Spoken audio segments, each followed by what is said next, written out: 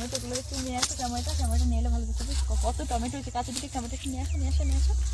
দেখো তো কীভাবে টমেটো ধরেছে, দেখো প্রচুর টমেটো। প্রত্যেকটা এসে দেখো কত বড় বড় করে পুরোটা ভর্তি। এক পাশ নয়, দু পাশ নিয়ে ওই পাশে একটু দেখো। আমার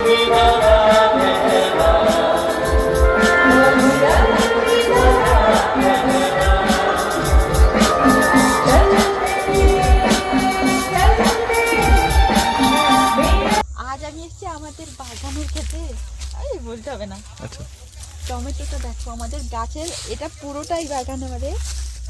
আজ 25শে ডিসেম্বর, সবাই গেছে ঘুরতে আর আমি এসেছি সকাল সকাল বাগানে। আর এটা হলো আমাদের টমেটো বাগান, তোমাদেরকে তো বলেছি আগে।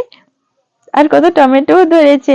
আমি ভাবলাম যে সবাই তো ঘুরতে যাচ্ছে আর আমি যেহেতু বাগানে এসেছি একটু বাগানে ভিডিও করে নিই। মানে আজ যেহেতু ডিসেম্বর, সবাই ঘুরতে যাওয়ার অনেক ভিডিও ছাড়ছে, অনেক ফটো ছাড়ছে, আর আমার তো সেরকম কোনো ঘুরতেও যাওয়া হয়নি। তাই আমি ভাবলাম আজকের ডিসেম্বরে আমি সারাদিন কি কি করলাম সেটাও একটু শেয়ার করা যাক। তো আমরা বাঙালি মানে আমাদের হ্যাঁ, অনেকে মানে আমরা বাঙালি মানে আমাদের পয়লা বৈশাখ তাই সবকিছু, কিন্তু এখন মানে সিচুয়েশন এখনকার যুগে এমন হয়ে গেছে না, মানে পয়লা বৈশাখ আমাদের কিছুই নয়, আমাদের ডিসেম্বর জানুয়ারিতেই সবকিছু হয়ে যাচ্ছে সবারই। আর আমারও এরকম হয়, ডিসেম্বরে এমন ঘুরতেও যাওয়া হয়নি, বাট এই সকাল থেকে চলে এসেছি বাগানে।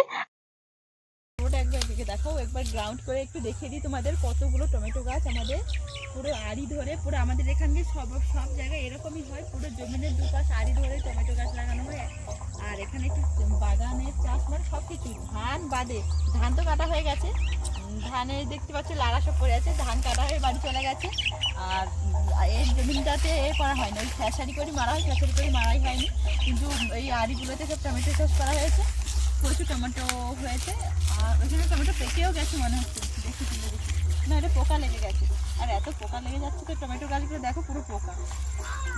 প্রত্যেক দিনে যে টমেটো গাছগুলোতে এইভাবে মানে ট্রিটমেন্ট না করলে আর টমেটো হবে কি করে, তাই ট্রিটমেন্টও করতে হয়, কষ্ট হয় একটু। তার মাঝেও তোমাদের সঙ্গে ভিডিও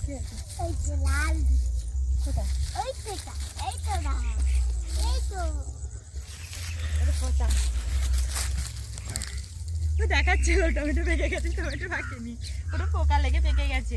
আর টমেটো হ্যাঁ অনেকে যাদের আগে থেকে করেছে হয়েছে, আমাদের একটু দেরি করে করানো হয়েছে, তাই একটু এরকমই অবস্থা। আর মোটামুটি অনেক গাছ অনেক শেষ নেই, প্রচুর। আর টমেটো ধরেছেও প্রচুর। টমেটো গাছ তো দেখা হলো, আরো কি কি আছে আমাদের বাগানে সেগুলো দেখাই।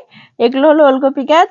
এই ওলকপির পাতাগুলো কেটে নিয়ে গিয়ে আমাদের বাড়িতে একজন আছে, ওকে খাওয়াতে হয়, তো ওলকপি পাতাগুলো কেটে নিয়েছি আমি। আর এগুলো হলো গাজর গাছ। গাজর গাছের পাতাগুলো বড় হলে খুব দেখতেও সুন্দর লাগে, তাই না?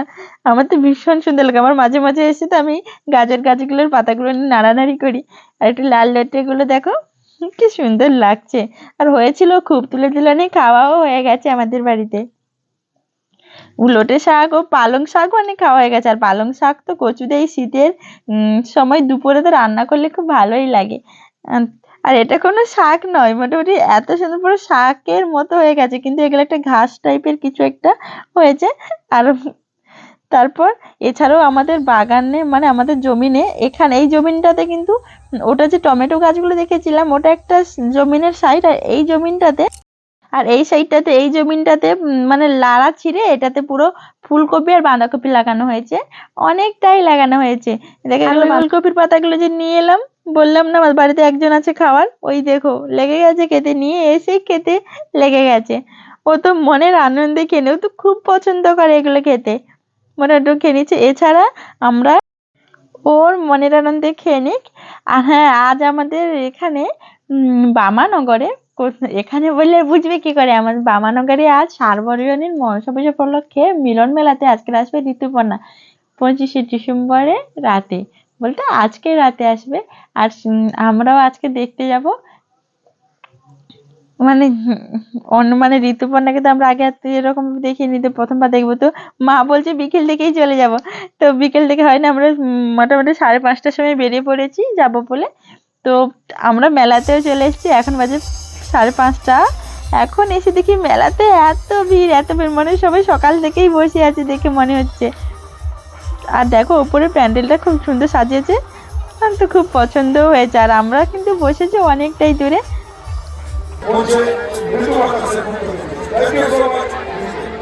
তো আপনাদের আজকে আপনাদেরকে বিদায় দেবো, কিন্তু বাপি লাহিড়ির চিরন্তন গান যা সবার বুকে বাজে বিদায় নেওয়ার পালায়।